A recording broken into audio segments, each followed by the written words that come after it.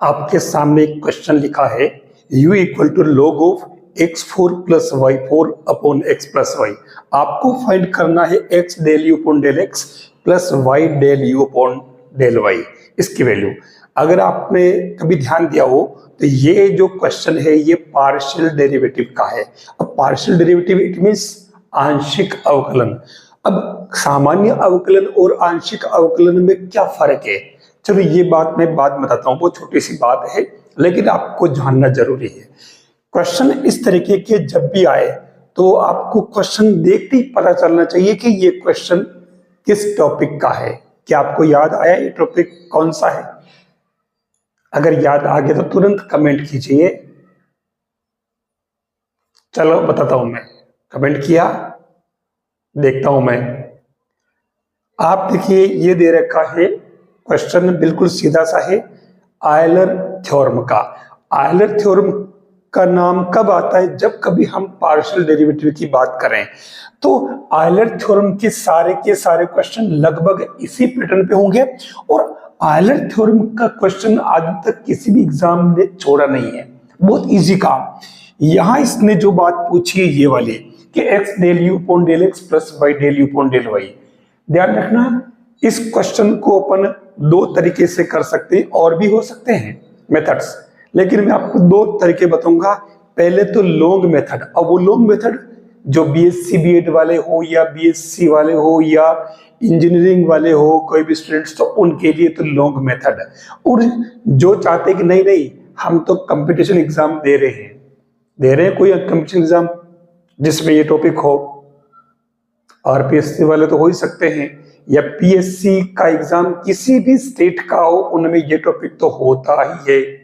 तो इसके लिए 1 सेकेंड का मेथड जो मैं सबसे लास्ट बताऊंगा, डायरेक्ट क्वेश्चन देखते ही आंसर कैसे लिखें, डायरेक्ट, वो मैं लास्ट बताने वाला हूं। लेकिन पहले देखिए लॉन्ग मेथड। ये जो क्वेश्चन है आयलर मेथड का है, आयलर थ्योरम का। और आयलर थ्योरम के क्वेश्चन सोल्व करने के लिए आपके पास में जो आयलर थ्योरम गिवन होगी वो दो पार्ट में होगी। आपका जो फंक्शन दे रखा होगा आयलर थ्योरम के लिए वो हमेशा ही एफ एक्स वाई थ्योरम इस पैटर्न पे होगा। ये तो आपका फंक्शन होगा। तो देख लीजिए, फर्स्ट फंक्शन दे रखा है u equal to f of x y दे रखा है, और इसके लिए आपको वो पूछेगा कि हमें x del u upon del x plus del u upon del y equal to n u. यहां पर इससे n और फंक्शन ऑफ u की जगह आप y f y upon x की फॉर्म में समझेंगे। ये आपको हमेशा ही वो पूछेगा, ये इसका सॉल्यूशन होगा। फिर ये सब कब होगा? इफ आपका जो function u equal to f x y है वो होमोजीनियस होना चाहिए। मैंने ऐसे लिख दिया है, ये समघात होना चाहिए। इट मीन्स होमोजीनियस होना चाहिए। ठीक है, अब यहां पर आपको इसके क्वेश्चन करने के लिए केवल और केवल दो चीजों की पहचान होनी जरूरी है, एक तो n और दूसरा u। ये दोनों आप सबसे पहले निकाल लेंगे। तो मैं आपको पूरा प्रोसेस से इस क्वेश्चन को बता रहा हूं। इस क्वेश्चन को करने के लिए ये बात जानना जरूरी है, ये पूरी की पूरी चीज क्या है, आपके आयलर थ्योरम। अब क्वेश्चन करें, ठीक है। तो इसके लिए आप क्या करो, जो क्वेश्चन गिवन है मैं इसको आगे बढ़ा रहा हूं। मैं इस क्वेश्चन को यहां से log हटा करके और इधर e पावर u बना देता हूं, तो उधर आपका function x4 plus y4 upon x plus y बचेगा।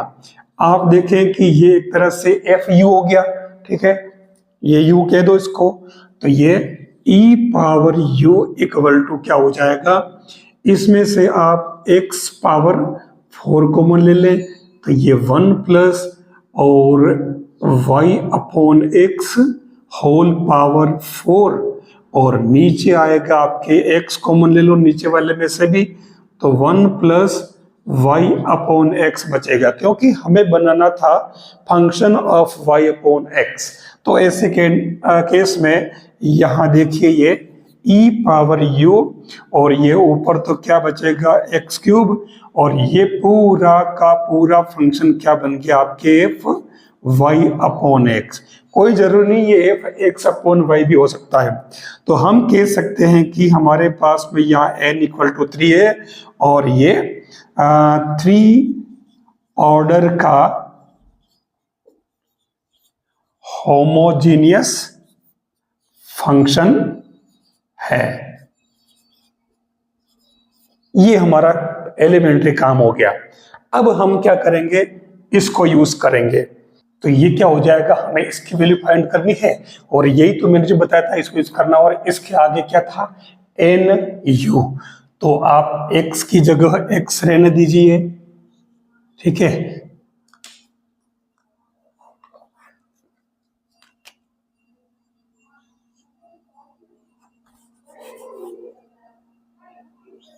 x, फिर डेल अपॉन डेल x, और u की जगह आपको मैंने कहा ना u पहचान होनी चाहिए, तो u आपके e पावर u हो जाएगा।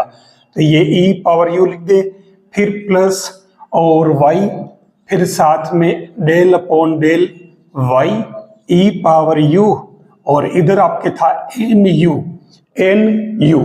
तो n क्या था आपके पास में 3, और u आपकी क्या हो रहा है e पावर u, एक तरह से फंक्शन है।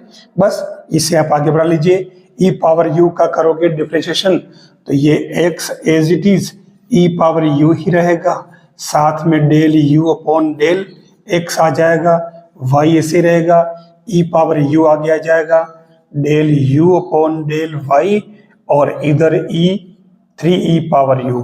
आप देख लीजिए ये e पावर u पूरा पूरा बाहर आ जाएगा, और कॉमन आकर के इससे कैंसिल हो जाएगा। तो फाइनली हमारे पास में ये तो पूरा कैंसिल हो गया, del u upon del x y, del u upon del y equal to क्या आ गया, ये 3 आंसर आया समझ में। अब यहां देखिए, ये जो क्वेश्चन मैंने केवल एक करा दिया, मैंने कहा था कि लास्ट में आपको मैं इसका 1 सेकंड वाला तरीका बताऊंगा। अब 1 सेकंड वाला तरीका कौन सा है, देखिए हमेशा ये एक ही बात पूछेगा, x del u upon del x plus y del u upon del y।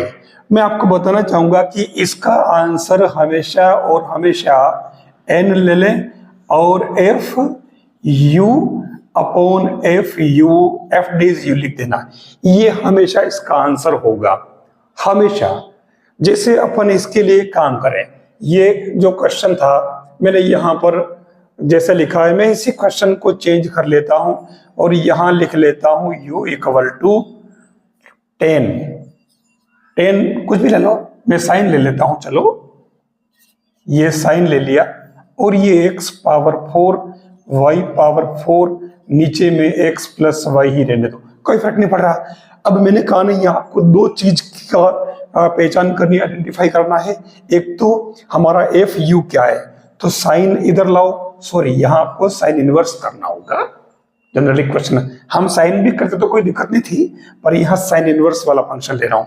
तो अब ये हमारे पास में देखो एफ यू क्या हो जाएगा, साइन यू, और इससे आप एफ डेज यू कर दें तो ये क्या हो जाएगा कोस यू, जैसा कि इसमें चाहिए।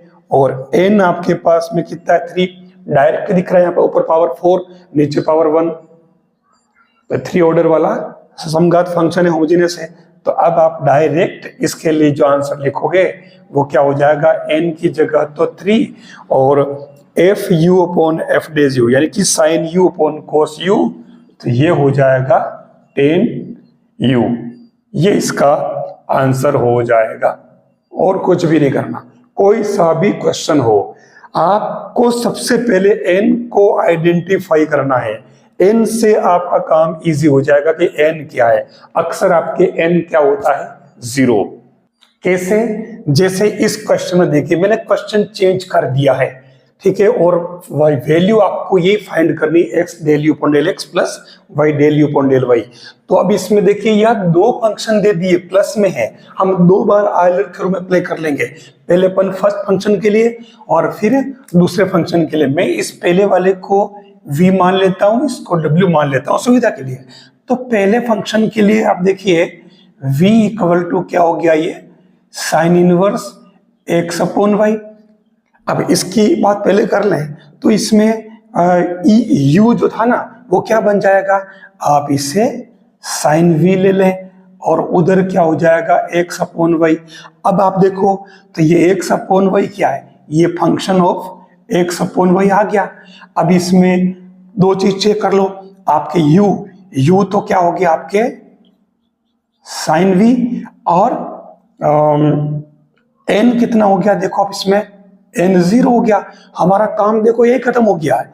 n 0 करने से हमें क्या फायदा हुआ, हमें फायदा ये हुआ कि पहले वाले पार्ट के लिए अगर हम x यानी आयलर थ्योरम की इसकी वैल्यू फाइंड करते हैं तो वो क्या आएगी, x del u upon del x plus y del u upon del y equal to क्या होता है, n u। तो n की जगह आपकी 0 आ चुका है, ये जैसा कि मैं कह रहा हूं। अब यहां कुछ भी होना, कौन सा फर्क पड़ रहा है, तो ये 0 आ जाएगा।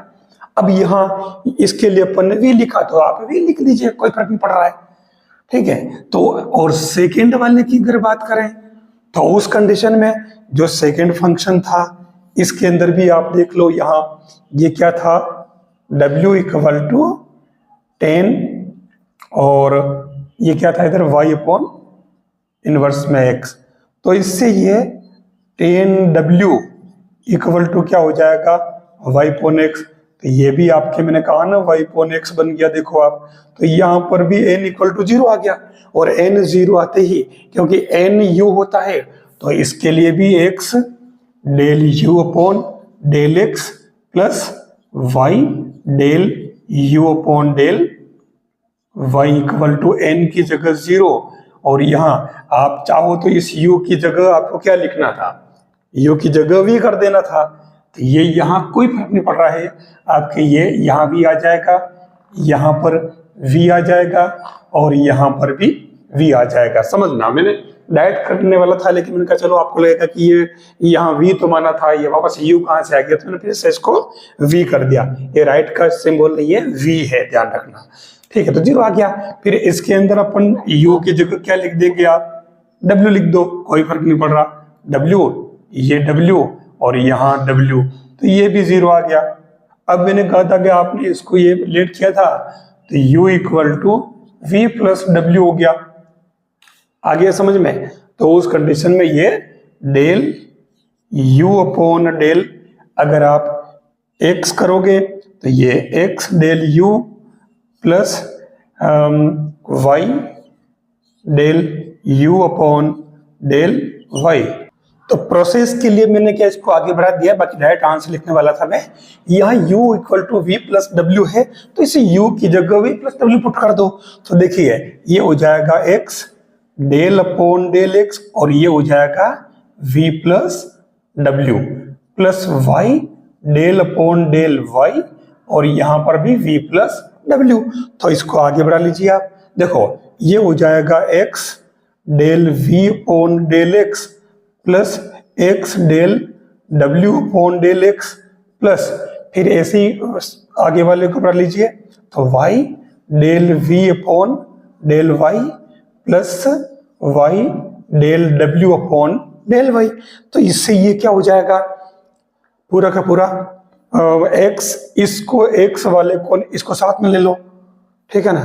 तो ये हो जाएगा देखो x del v upon del x plus y del v upon del y, ये तो हो जाएगा साथ में, प्लस इधर हो जाएगा x del w upon del x y del w upon del y, दोनों आ गए। आप देखिए कि इसकी वैल्यू कितनी थी, 0, ये अपन ने कर रखी, और दूसरे वाले की वैल्यू भी 0, तो ये 0। तो डायरेक्ट ही आप इसमें कह सकते हो इसके आंसर क्या हो जाएगा, 0। वैसे आपको डायरेक्ट ये देख लेना है कि इसमें n कितना आ रहा है, और n का जो n जो है वो n आप यहां से डिटरमाइन कर लें, डायरेक्ट ही ऊपर वाली पावर में से नीचे वाली पावर माइनस कर ले, ये आपके n आ जाएगा। इससे आंसर आपको यही मिल जाएगा। ठीक है, तो अब यहाँ क्योंकि n पहले 0 आ गया, तो मैंने जो डायरेक्ट आंसर लिखने की बात बताई थी वो क्या होती है, n और ऊपर तो एफ यू और अपॉन में हमेशा ही एफ डेज यू। ये तरीका याद रखें। अगर आपको समझ में आया तो एक क्वेश्चन मैं आपके लिए दे रहा हूं, बिल्कुल इजी। देखिए, अगर आपके पास में फंक्शन दे रखा है u इक्वल टू, इसमें मैं ले लेता हूं कोस इनवर्स, और ये x plus Y upon X minus Y. आपको वैल्यू फाइंड करनी है x del u upon del x, y del u upon del y। क्या आंसर होगा कमेंट करके बताएं। और एक खास बात पूछना चाहूंगा कि आप मुझे इस कंटेंट के साथ में किस प्लेस से देख रहे हैं, अपने प्लेस का नाम जरूर बताएं।